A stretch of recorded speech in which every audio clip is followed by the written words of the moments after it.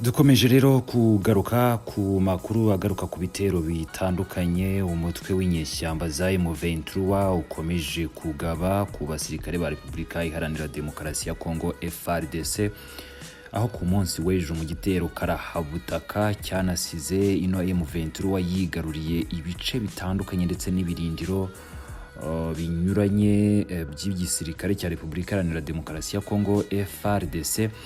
FARDC rero ikaba yarahise ishyira mu majwi abasirikare b'igihugu cy'u Rwanda RDF ndetse inerekana bamwe muri bo ngo babiri yafashe, aho rero kuri ubu ngubu M23 nayo idaciye ku ruhande ihise ivuga abo bafashwe abaribo. Byose tugiye kubigarukaho gatanu kuri gatanu muri no nkuru yacu, ariko nanone muri no nkuru yacu turaza no kwifashisha itangazo risohowe na guverinoma y'igihugu cy'u Rwanda nayo ivuga ku bijyanye n'ibi bitero igisirikare cya Repubulika Iharanira Demokarasi ya Kongo cyashinje igisirikare cy'igihugu cy'u Rwanda. Muhaye ikaze rero, ureba hasi handitse subscribe kugira ngo ujye ukomeza kubana natwe no mu yandi makuru tuba tugenda tukugezaho. N'u Rwanda rumaze kwamagana ibirego bya Kongo kubagabye ibitero byiswe ko ari by'abasirikare b'ingabo z'igihugu cy'u Rwanda RDF. U Rwanda rero nirwo rumaze kwamagana ibirego byatangajwe n'ubuyobozi bwa Repubulika Iharanira Demokarasi ya Kongo. Ibi rero byose ni ibirego bishinja abasirikare barwo kugaba igitero mu duce twa Canzu ndetse na Runyoni i Rushuru. Ni mu ijoro ryo kuri uyu wa 27 rishyira ku wa 28 Werurwe mu bice bitandukanye bya Repubulika Iharanira Demokarasi ya Kongo, by'umwihariko muri teritwari ya Rushuru hagabwe ibitero karahabutaka byanatumye abaturage benshi bahunga iki gihugu, bagerero bahungira mu gihugu cy'abaturanyi cya Uganda banyuze ku mupaka wa Bunagana. Ibi ni ibitero bivugwa ko byagabwe n'umutwe wa M23. Byavugwaga ko abarwanyi ba M23 bateye i Rushuru maze ngo bakigarurira ibice bitandukanye birimo n'umujyi wa Bunagana, ni hafi y'umupaka utandukanya iki gihugu cy'abaturanyi cya Repubulika Iharanira Demokarasi ya Kongo ndetse n'igituranyi cyacyo cya Uganda. M23 bikavugwa ko yari igamije kwigarurira agace kose ka Rushuru muri Kivu y'Amajyaruguru. Amakuru yatangajwe mu gitondo cyo kuri uyu wa mbere nuko abarwanyi b'uyu mutwe ngo bari bakambitse mu bice bya Kengero ndetse ngo bari bamaze kwigarurira ibirindiro by'ingabo za Repubulika Iharanira Demokarasi ya Kongo biri mu gace ka Canzu, banatwara ngo intwaro nyinshi z'iki gisirikare. Ubwo rero aya makuru yari amaze kujya hanze, ingabo za Repubulika Iharanira Demokarasi ya Kongo zahise ako kanya zisohora itangazo aho zavugaga ko abagabye ibitero ari abasirikare b'igihugu cy'u Rwanda. Ni mu itangazo ryanashyizwe ahagaragara na General de Brigade Ekenge Bomusa Efomi Silive, umuvugizi wa guverineri ya Kivu y'Amajyaruguru, rikavuga ko muri ibyo bitero ingabo za FARDC zafashe abasirikare babiri b'u Rwanda. Abo ngo barimo uwitwa Ajida Habyarimana Jean Pierre ndetse ngo na Uwajeneza Muhindi John uzwi nka Zaje. Iri tangazo rigakomeza rivuga ko ngabo bose baturuka muri batayo ya 65 n'iya 402 yo mu ngabo z'igihugu cy'u Rwanda. Guverineri w'intara y'Iburengerazuba nawe ako kanya, uyu ni Habitegeko François, yashyize hanze itangazo ryamagana ibyavuzwe n'igisirikare cya Kongo, maze we avuga ko ibishinjwa u Rwanda ngo nta shingiro na rito bifite. Iri tangazo rikagira riti: turashaka kwamagana byeruye ibirego bidafite ishingiro ndetse no gushimangira ko ingabo z'igihugu cy'u Rwanda RDF nta ruhare na ruto zifite mu bikorwa by'ubushotoranyi mu gihugu cy'abaturanyi cya Repubulika Iharanira Demokarasi ya Kongo. Ni itangazo rye rivuga ko ibyatangajwe n'ubuyobozi bwa Kivu y'Amajyaruguru ko hari abantu babiri bafashwe ngo bagabye igitero mu bice bitandukanye bya Repubulika Iharanira Demokarasi ya Kongo kari abasirikare b'u Rwanda. Ibyo byose Habitegeko François akaba yavuze ko nta kuri bifite ndetse anabyamaganira kure.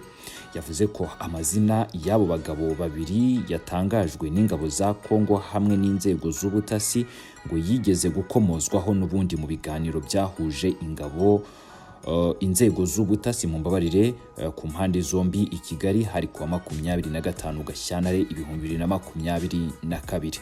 Dushingiye rero kubikubiye muri iri tangazo, bikaba bivuze ko abo FARDC yerekanye ari nabo wabonye ku mafoto anyuranye ndetse no mu mashusho anyuranye baba ari abafashwe mu minsi yashize. FARDC ikaba yahisemo kuberekana ku munsi w'ejo.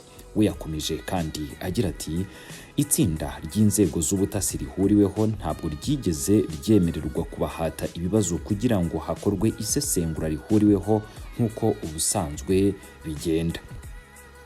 Byongeye hati RDF ntabwo ifite umusirikare n'umwe ufite amazina yatangajwe mu itangazo ryasohowe n'igisirikare cya Repubulika Iharanira Demokarasi ya Kongo. Ibi rero ni uburyo bwo kuyobya abantu binyuze mu kugaragaza abantu bafashwe mu buryo butazwi mu gihe kirenga ukwezi cyose, bakaberekana nk'abafashwe tariki ya 28 Werurwe uyu mwaka, kandi mu by'ukuri hari hashize ukwezi kose batawe muri yombi.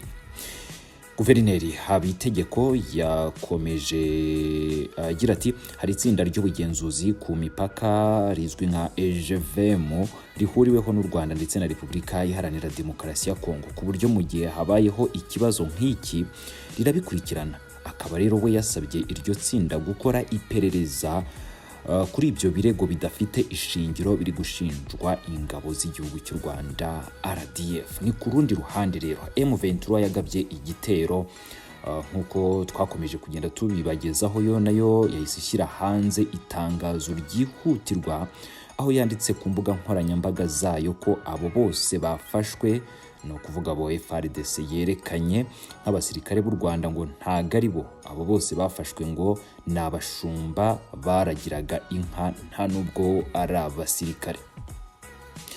Kuri uyu wa gatandatu w'icyumweru gishize rero M23 yashyize hanze amasezerano y'ibanga Rwanda Update yakugejejeho.